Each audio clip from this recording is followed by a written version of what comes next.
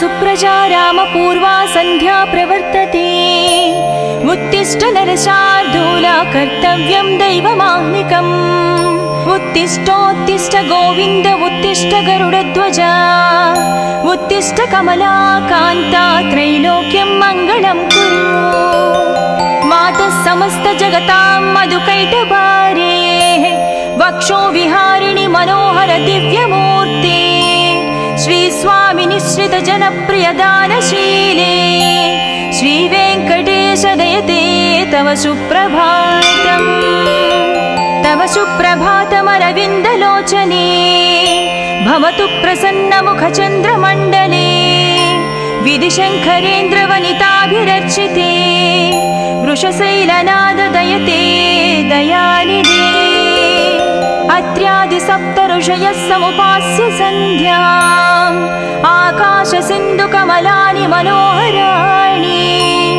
आदाय पादयुगमर्चयितं प्रपन्नाः शेषाद्रिशेखर विभो तव सुप्रभातम् पञ्चाननाब्ज भव षण्मुखवासवाद्याः त्रैविक्रमादिचरितं विबुधास्तुवन्ति भाषापतिः पठति वासरशुद्धिमारात् शेषाद्रिशेखर विभो तव सुप्रभातम् ईषत् प्रफुल्ल सरसीरुह नारिकेळ पूगद्रुमादि सुमनोहर पालिकानाम् आवाति मन्दमनिलसह दिव्यगन्धैः शेषाद्रिशेखर विभो तव सुप्रभातम् उन्मील्य नेत्रयुगमुत्तम पञ्जरस्ताः पात्रावशिष्ट कदलीस्थलपायसानि भुक्त्या सलीलमदखेळ सुखा पठन्ति शेषाद्रिशेखर विभो तव सुप्रभातम्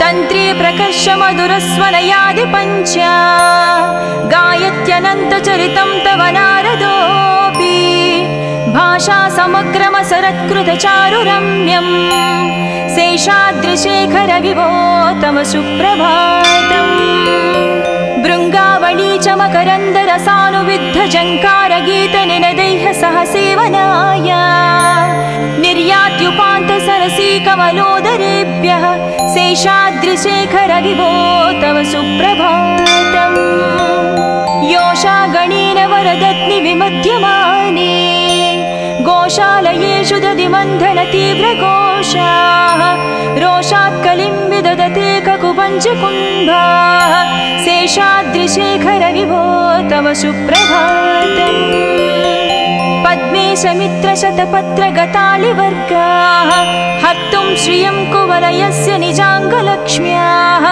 भेरीनिनादमनबिभ्रति तीव्रनादां शेषाद्रिशेखर विभो तव सुप्रभातम् श्रीमन्नभीष्टवरदाखिल लोकबन्धो श्री श्रीनिवास जगदेकदयैकसिन्धो श्रीदेवता गुहभुजान्तर दिव्यमूर्ते श्रीवेङ्कटाचलपते तव सुप्रभातम् श्रीमन्नभीष्टवरदाखिल लोकबन्धो श्री श्रीनिवास जगदेश दयैकसिन्धो श्रीदेवता गृहभुजान्तर दिव्यमूर्ते श्रीवेङ्कटाचलपते तव सुप्रभातम् श्री स्वामी पुष्करिणिकाप्लव निर्मलाङ्गाः श्रेयाधिनो हर विरिञ्चि सनन्दनाद्याः द्वारे वसन्ति वरनेत्र हतोत्तमाङ्गाः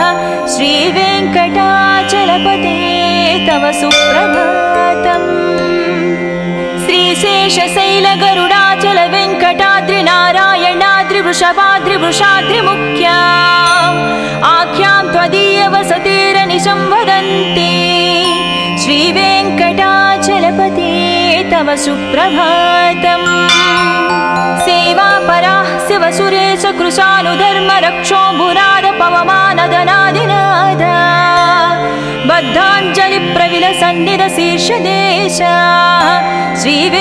श्रीवेङ्कटाचलपते तव सुप्रभातम् दाटीषुते विहगराज मृगाधिराज नागाधिराज गजराज हयाधिराज स्वस्वाधिकारमहमाधिकमर्दयन्ते श्रीवेङ्कटाचलपते तव सुप्रभातम्। सूर्येन्दुभौमबुधवाक्पति काव्यसौरि सद्भानुकेतु दिवि सत्परिसत्प्रधानाः त्वद्वासदापचरमावधिदासदासाः श्रीवेङ्कटाचलपते तव सुप्रभातम्। तत्पादधूलिभरितस्फुरितोत्तमाङ्गा स्वर्गापवर्गनिरपेक्ष निजान्तरङ्गा कल्पागमाकलनया कुलताङ्गभन्ते श्रीवेङ्कटाचलपते तव सुप्रभातम्। त्वद्गोपुराग्रशिखराणि निरीक्षमाणाः स्वर्गापवर्गपदवीं परमां श्रयन्तः मत्या मनुष्यभुवने मतिमाश्रयन्ते श्रीवेङ्कटाचलपते तव सुप्रभातम्। श्रीभूमिनायकदयादिगुणामृताभे देवादिदेव जगदेश शरण्यमूर्ते श्रीमन्ननन्तगरुडाधिभिरर्चिताङ्घ्रे श्रीवेङ्कटाचलपते तव सुप्रभातम्। श्रीपद्मनाभपुरुषोत्तम वासुदेव वैकुण्ठमाधव जनार्दन चक्रपाणे श्रीवत्सचिह्न शरणागत पारिजात श्रीवेङ्कटाचलपते तव सुप्रभातम्। कन्दर्पदर्पहर सुन्दर दिव्यमूर्ते कान्ताकुचाम्बुरुह कुट्मललोलदृष्टे कल्याण निर्मल गुणाकर दिव्यकीर्ते श्रीवेङ्कटाचलपते तव सुप्रभातम्। मीनाकृते कमठकोल नृसिंहवर्णिन् स्वामिन् परस्वर तपोधन रामचन्द्र शेषांस राम यदुनन्दन कल्किरूप श्रीवेङ्कटाचलपते तव सुप्रभातम्। येलालवङ्घगनसार सुगन्धितीर्थम् दिव्यं वियत्सरितु हेमघटेषु पूर्णम् धृत्वाद्धवैदिकशिखामणयः प्रहृष्टाः तिष्ठन्ति वेङ्कटपते तव सुप्रभातम्। भास्वानुदीति विकचाविसरोरुहाणि सम्पूरयन्ति निनदैककुबो विहङ्गा श्रीवैष्णवाः सतमर्धितमङ्गलास्ते धामाश्रयन्ति तव वेङ्कट सुप्रभातम्। ब्रह्मादयास्सुरवरास्सु महर्षयस्ते सन्तः सनन्दनमुखास्त्वदयोगिवर्याः धामान्तिके तव हि मङ्गलवस्तुहस्ताः श्रीवेङ्कटाचलपते तव सुप्रभातम्। लक्ष्मीनिवास निरवद्य गुणैकसिन्धो संसारसागर समुत्तरणैकसेतो वेदान्तवेद्य निजवैभव भक्तभोग्या श्रीवेङ्कटाचलपते तव सुप्रभातम्। लक्ष्मीनिवास निरवद्य गुणैकसिन्धो संसारसागर समुत्तरणैकसेतो वेदान्तवेद्य निजवैभव भक्तभोग्या श्रीवेङ्कटाचलपते तव सुप्रभातम्। इत्थं वृषाचलपतेरिह सुप्रभातम्। ये मानवः प्रतिदिनं पठितुं प्रवृत्ताः तेषां प्रभातसमये स्मृतिरङ्गभाजां प्रज्ञां परार्धसुलभां परमां प्रसूते इत्थं वृषाचलपतेरिह सुप्रभातम्। ये मानवः प्रतिदिनं पठितुं प्रवृत्ताः तेषां प्रभातसमये स्मृतिरङ्गभाजां प्रज्ञां परार्धसुलभां परमां प्रसूते।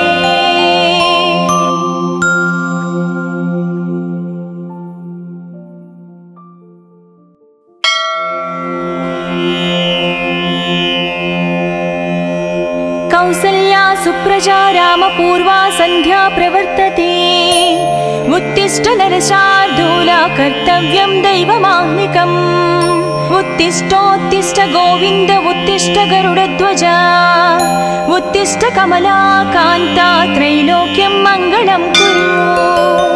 मातः समस्त जगतां मधुकैटभारे वक्षो विहारिणि मनोहर दिव्यमूर्ते श्रीस्वामि निश्रित जनप्रिय दानशीले श्रीवेङ्कटेश दयते तव सुप्रभातम्।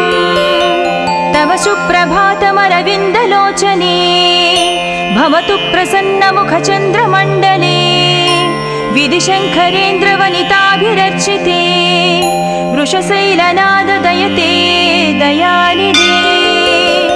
अत्र्यादिसप्तऋषयः समुपास्य सन्ध्याम् आकाशसिन्धुकमलानि मनोहराणि आदाय पादयुगमर्चयितं प्रपन्नाः शेषाद्रिशेखर विभो तव सुप्रभातम्। पञ्चाननाब्ज भव षण्मुखवासवाद्याः त्रैविक्रमादिचरितं विबुधास्तुवन्ति भाषापतिः पठति वासरशुद्धिमारात् शेषाद्रिशेखर विभो तव सुप्रभातम्। ईशत्प्रफुल्ल सरसीरुह नारिकेळ पूगद्रुमादिसुमनोहर पालिकानाम् आवाति मन्दमनिलसह दिव्यगन्धैः शेषाद्रिशेखर विभो तव सुप्रभातम्। उन्मील्य नेत्रयुगमुत्तम पञ्जरस्ताः पात्रावशिष्टकदलीस्थलपायसानि भुक्त्या सलीलमदखेळि सुखा पठन्ति शेषाद्रिशेखर विभो तव सुप्रभातम्। तन्त्री प्रकर्ष मधुरस्वनयादि पञ्च गायत्यनन्तचरितं तव नारदोऽपि भाषा समग्रमसरत्कृतचारुरम्यम् शेषाद्रिशेखर विभो तव सुप्रभातम्।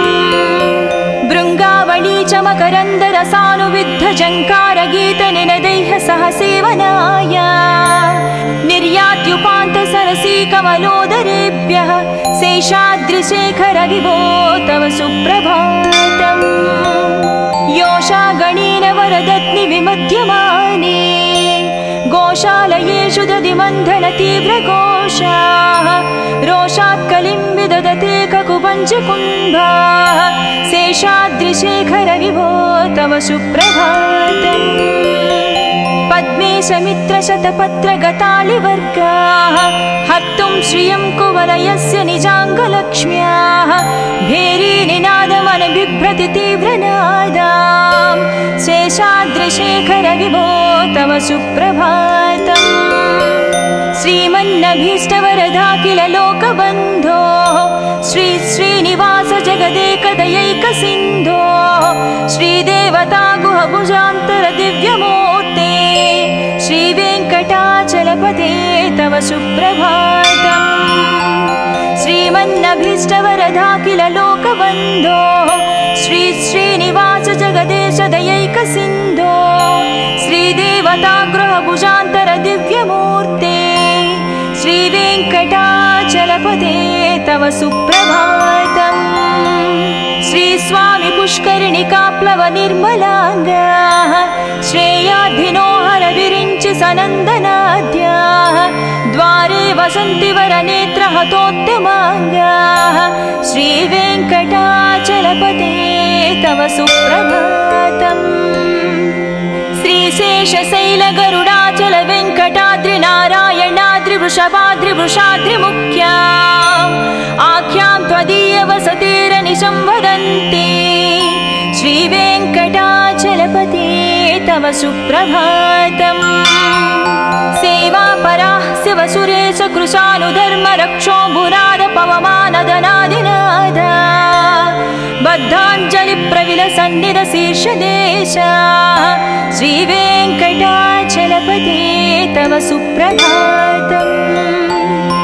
दाटीशुते विहगराज मृगाधिराज नागाधिराज गजराज हयाधिराज स्वस्वाधिकारमहमाधिकमर्दयन्ते श्रीवेङ्कटाचलपते तव सुप्रभातम्।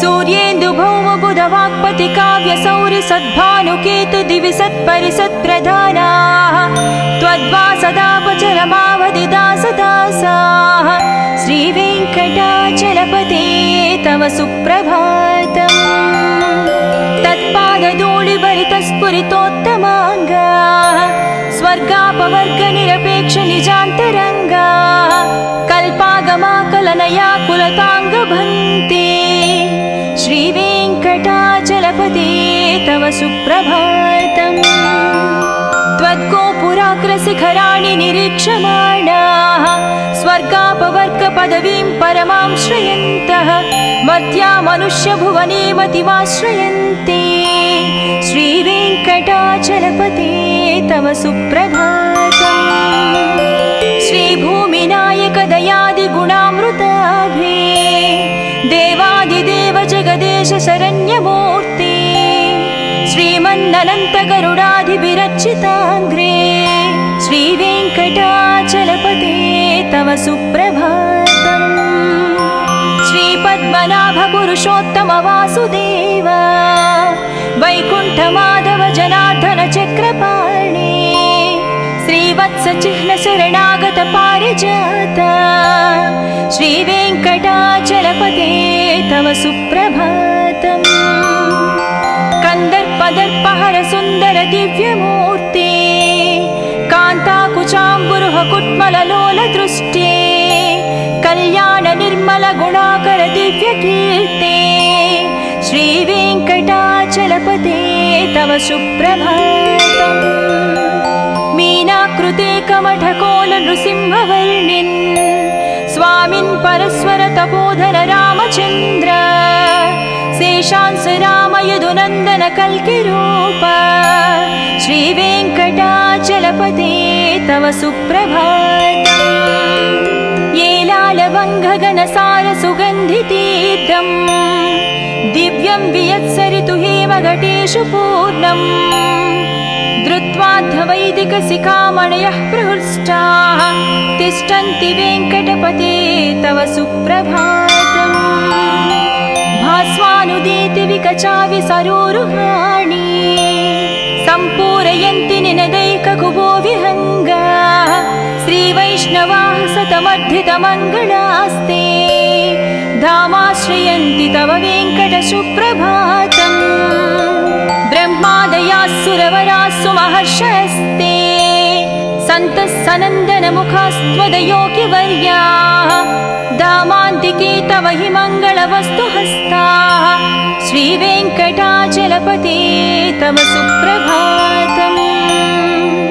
लक्ष्मीनिवास निरवध्य गुणैकसिन्धो संसारसागर समुत्तरणैकसेतो वेदान्तवेद्य निज वैभव भक्तभोग्या श्रीवेङ्कटाचलपते तव सुप्रभातम् लक्ष्मीनिवास निरवध्य गुणैकसिन्धो संसारसागर समुत्तरणैकसेतो वेदान्तवेद्य निज वैभव भक्तभोग्या श्रीवेङ्कटाचलपते तव सुप्रभातम् इत्थं वृषाचलपतेरिह सुप्रभातम् ये मानवः प्रतिदिनं पठितुं प्रवृत्ताः तेषां प्रभातसमये स्मृतिरङ्गभाजां प्रज्ञां परार्धसुलभां परमां प्रसूते इत्थं वृषाचलपतेरिह सुप्रभातम्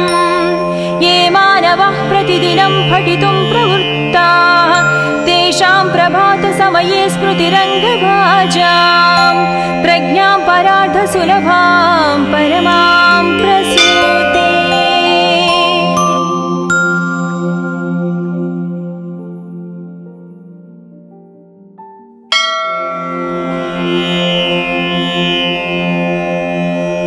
कौसल्या सुप्रजा रामपूर्वा सन्ध्या प्रवर्तते उत्तिष्ठ नरशार्दूला कर्तव्यं दैवमाह्निकम् उत्तिष्ठोत्तिष्ठ गोविन्द उत्तिष्ठ गरुडध्वजा उत्तिष्ठ कमलाकान्ता त्रैलोक्यं मङ्गलं कुरु मातः समस्त जगतां मधुकैटभारे वक्षो विहारिणि मनोहर दिव्यमूर्ते श्री स्वामी निश्रित जनप्रिय दानशीले श्रीवेङ्कटेश दयते तव सुप्रभातम् तव सुप्रभातमरविन्दलोचने भवतु प्रसन्नमुखचन्द्रमण्डले विधिशङ्करेन्द्रवनिताभिरर्चिते वृषशैलनाददयते दयानिधे अत्र्यादिसप्तऋषयः समुपास्य सन्ध्याम्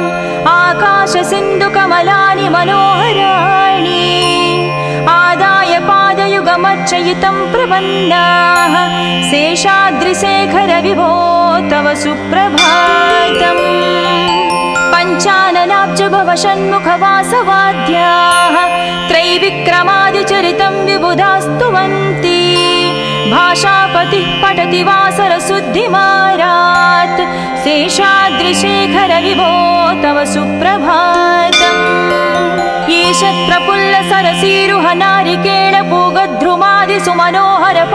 नारिकेळपूगद्रुमादिसुमनोहरपालिकानाम् आवाति मन्दमनिलसह दिव्यगन्धैः शेषाद्रिशेखर विभो तव सुप्रभातम् उन्मील्य नेत्रयुगमुत्तमपञ्जरस्ताः पात्रावशिष्टकदलीस्थलपायसानि भुक्त्या सलीलमदखेळ सुखा पठन्ति शेषाद्रिशेखर विभो तव सुप्रभातम् तन्त्री प्रकर्ष मधुरस्वनयादिपञ्चा गायत्यनन्तचरितं तव नारदोऽपि भाषा समग्रमसरत्कृतचारुरम्यम् शेषाद्रिशेखर विभो तव सुप्रभातम् भृङ्गावळी च मकरन्दरसानुविद्धजङ्कारगीतनिनदैः सह सेवनाय निर्यात्युपान्तसरसी कमलोदरेभ्यः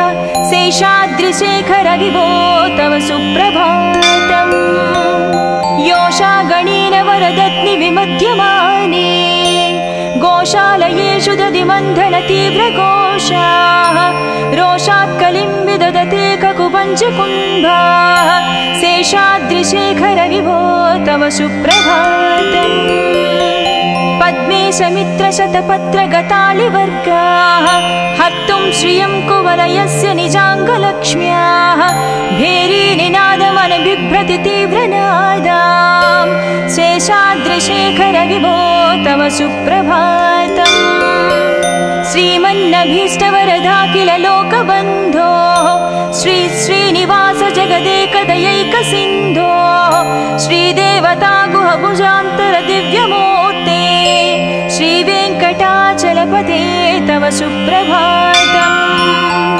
श्रीमन्नभीष्टवरदाखिल लोकबन्धो श्री श्रीनिवास जगदेश दयैकसिन्धो श्रीदेवता गृहभुजान्तर दिव्यमूर्ते श्रीवेङ्कटाचलपते तव सुप्रभातम् श्रीस्वामी पुष्करिणिकाप्लव निर्मलाङ्गाः श्रेयाधिनो हरविरिञ्चि सनन्दनाद्याः द्वारे वसन्ति वरनेत्रहतोत्तमाङ्गाः श्रीवेङ्कटाचलपते तव सुप्रभातम् श्रीशेषशैलगरुडाचल वेङ्कटाद्रिनारायणाद्रिवृषभाद्रिवृषाद्रिमुख्या आख्यां त्वदीयवसतिरनिशं वदन्ति श्रीवेङ्कटाचलपते तव सुप्रभातम् सेवापराः शिवसुरेश कृशानुधर्मरक्षोऽम्बुराद पवमानदनादिनाद बद्धाञ्जलिप्रविलसन्निधशीर्षदेशा श्रीवेङ्कटाचलपते तव सुप्रभातम् दाटीषु ते विहगराज मृगाधिराज नागाधिराज गजराज हयाधिराज स्वस्वाधिकारमहमाधिकमर्दयन्ते श्रीवेङ्कटाचलपते तव सुप्रभातम् सूर्येन्दुभौमबुधवाक्पति काव्यसौरि सद्भानुकेतु दिवि सत्परिसत्प्रधानाः त्वद्वासदापचरमावधिदासदासाः श्रीवेङ्कटाचलपते तव सुप्रभातम् तत्पादधूलिभरितस्फुरितोत्तमाङ्गाः स्वर्गापवर्ग निरपेक्ष निजान्तरङ्गा कल्पागमाकलनया कुलताङ्गभन्ते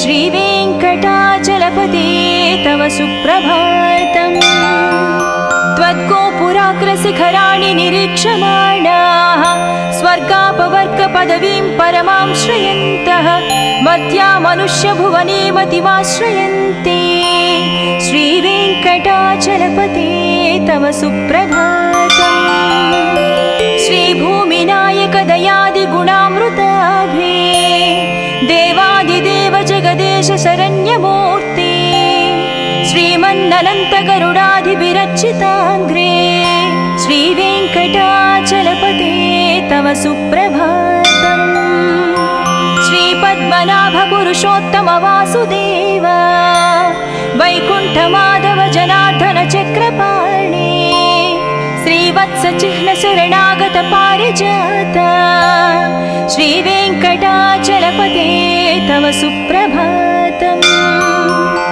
कंदर्पदर्पहर सुंदर दिव्यमूर्ते कान्ताकुचाम्बुरुह कुट्मललोल दृष्टे कल्याण निर्मल गुणाकर दिव्यकीर्ते श्रीवेङ्कटाचलपते तव सुप्रभातम् मीनाकृते कमठकोल नृसिंहवर्णिन् स्वामिन् परस्वर तपोधर रामचन्द्र शेषांस राम यदुनन्दन कल्किरूप श्रीवेङ्कटाचलपते तव सुप्रभातम् येलालवङ्घगनसार सुगन्धितीर्थम् दिव्यं वियत्सरितु हेमघटेषु पूर्णम् धृत्वाद्धवैदिकशिखामणयः प्रहृष्टाः तिष्ठन्ति वेङ्कटपते तव सुप्रभातम् भास्वानुदीति विकचावि सरोरुहाणि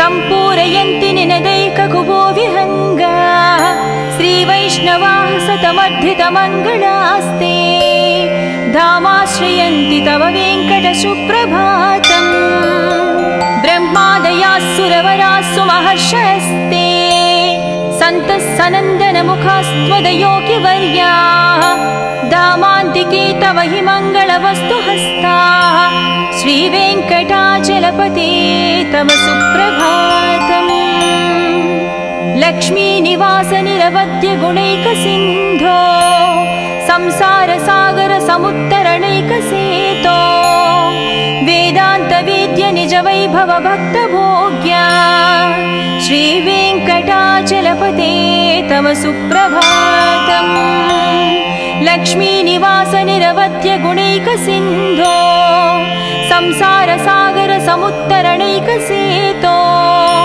वेदान्तवेद्य निज वैभव भक्तभोग्या श्रीवेङ्कटाचलपते तव सुप्रभातम् इत्थं वृषाचलपतेरिह सुप्रभातम् ये मानवः प्रतिदिनं पठितुं प्रवृत्ताः तेषां प्रभातसमये स्मृतिरङ्गभाजां प्रज्ञां परार्धसुलभां परमां प्रसूते इत्थं वृषाचलपतेरिह सुप्रभातम् ये मानवः प्रतिदिनं पठितुं प्रवृत्ताः तेषां प्रभातसमये स्मृतिरङ्गभाजां प्रज्ञां परार्धसुलभां परमां प्रसूते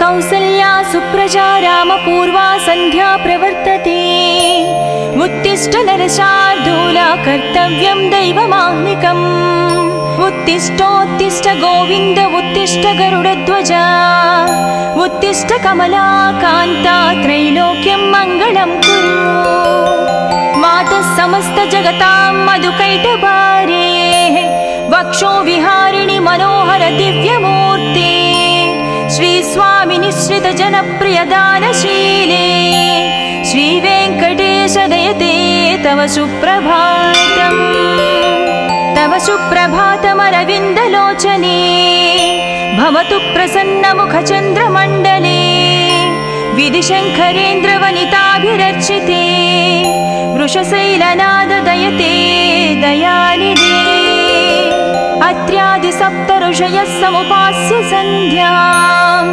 आकाशसिन्धुकमलानि मनोहराणि आदाय पादयुगमर्चयितं प्रपन्नाः शेषाद्रिशेखरविभो तव सुप्रभातम् पञ्चाननाब्जभवषण्मुखवासवाद्याः त्रैविक्रमादिचरितं विबुधास्तुवन्ति भाषापतिः पठति वासरशुद्धिमारात् शेषाद्रिशेखरविभो तव सुप्रभातम् ईषत्प्रफुल्लसरसीरुह नारिकेळपूगद्रुमादिसुमनोहरपालिकानाम् आवाति मन्दमनिलसह दिव्यगन्धैः शेषाद्रिशेखरविभो तव सुप्रभातम् उन्मील्य नेत्रयुगमुत्तमपञ्जरस्ताः पात्रावशिष्टकदलीस्थलपायसानि भुक्त्या सलीलमदखेळिसुखा पठन्ति शेषाद्रिशेखरविभो तव सुप्रभातम् तन्त्री प्रकर्षमधुरस्वनयादिपञ्चा गायत्यनन्तचरितं तव नारदोऽपि भाषा समग्रमसरत्कृतचारुरम्यम् शेषाद्रिशेखरविभो तव सुप्रभातम् भृङ्गावळी च मकरन्दरसानुविद्धझङ्कारगीतनिनदैः सह सेवनाय निर्यात्युपान्तसरसीकमलोदरेभ्यः शेषाद्रिशेखरविभो तव सुप्रभातम् योषागणेन वरदत्नि विमध्यमाने गोशालयेषु दधिमन्थनतीव्रघोषाः रोषात् कलिं विदधते ककुपञ्चकुम्भाः शेषाद्रिशेखरविभो तव सुप्रभातम्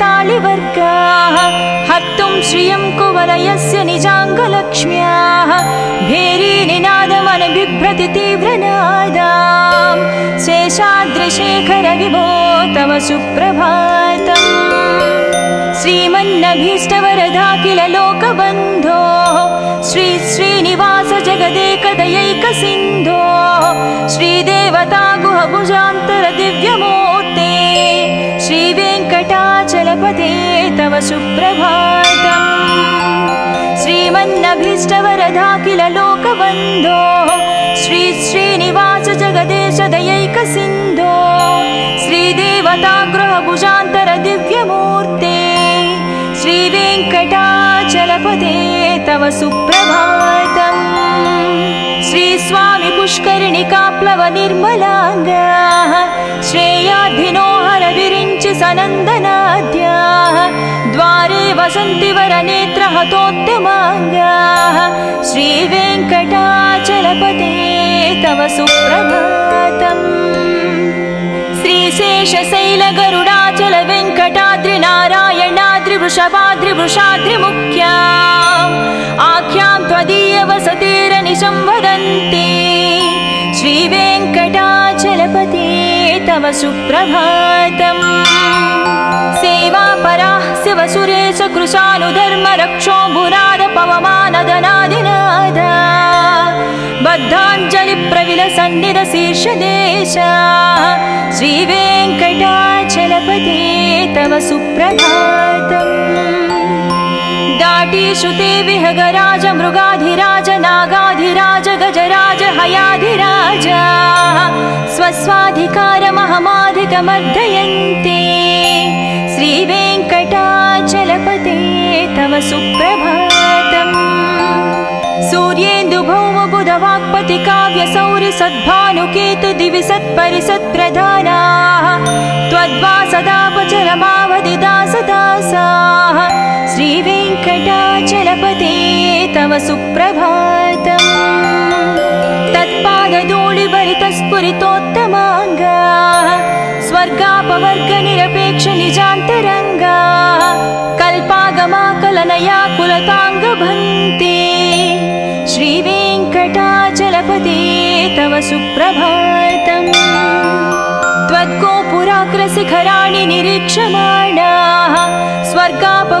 पदवीं परमां श्रयन्तः मर्त्या मनुष्यभुवने मतिमाश्रयन्ते श्रीवेङ्कटाचलपते तव सुप्रभातम्। श्रीभूमिनायक दयादिगुणामृताभे देवादिदेव जगदेश शरण्यमूर्ते श्रीमन्ननन्त गरुडाधिविरचिताग्रे श्रीवेङ्कटाचलपते तव सुप्रभातम्।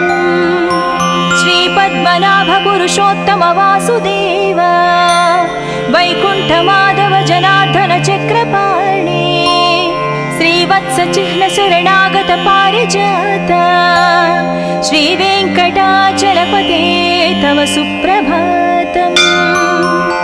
कन्दर्पदर्पहर सुन्दर दिव्यमूर्ते कान्ताकुचाम्बुरुह कुट्मललोल दृष्टे कल्याण निर्मल गुणाकर दिव्यकीर्ते श्रीवेङ्कटाचलपते तव सुप्रभातम्। मीनाकृते कमठकोल नृसिंहवर्णिन् स्वामिन् परस्वर तपोधर रामचन्द्र शेषांस राम यदुनन्दन कल्किरूप श्रीवेङ्कटाचलपते तव सुप्रभातम्। येलालवङ्घगणसार सुगन्धितीर्थम् दिव्यं वियत्सरितु हेमघटेषु पूर्णम् धृत्वाद्धवैदिकशिखामणयः प्रहृष्टाः तिष्ठन्ति वेङ्कटपते तव सुप्रभातम्। भास्वानुदीति विकचाविसरोरुहाणि सम्पूरयन्ति निनदैककुबो विहङ्गाः श्रीवैष्णवाः सतमर्धितमङ्गलास्ते धामाश्रयन्ति तव वेङ्कट सुप्रभातम्। ब्रह्मादयास्सुरवरास्सु महर्षयस्ते सन्तः सनन्दनमुखास्त्वदयोगिवर्याः दामान्तिके तव हि मङ्गलवस्तु हस्ताः श्रीवेङ्कटाचलपते तव सुप्रभातम्। लक्ष्मीनिवास निरवद्य गुणैकसिन्धो संसारसागर समुत्तरणैकसेतो वेदान्तवेद्य निज वैभव भक्तभोग्या श्रीवेङ्कटाचलपते तव सुप्रभातम्। लक्ष्मीनिवास निरवद्य गुणैकसिन्धो संसारसागर समुत्तरणैकसेतो वेदान्तवेद्य निज वैभव भक्तभोग्या श्रीवेङ्कटाचलपते तव सुप्रभातम्। इत्थं वृषाचलपतेरिह सुप्रभातम्। ये मानवः प्रतिदिनं पठितुं प्रवृत्ताः तेषां प्रभातसमये स्मृतिरङ्गभाजां प्रज्ञां परार्धसुलभां परमां प्रसूते इत्थं वृषाचलपतेरिह सुप्रभातम्। ये मानवः प्रतिदिनं पठितुं प्रवृत्ताः तेषां प्रभातसमये स्मृतिरङ्गभाजां प्रज्ञां परार्धसुलभां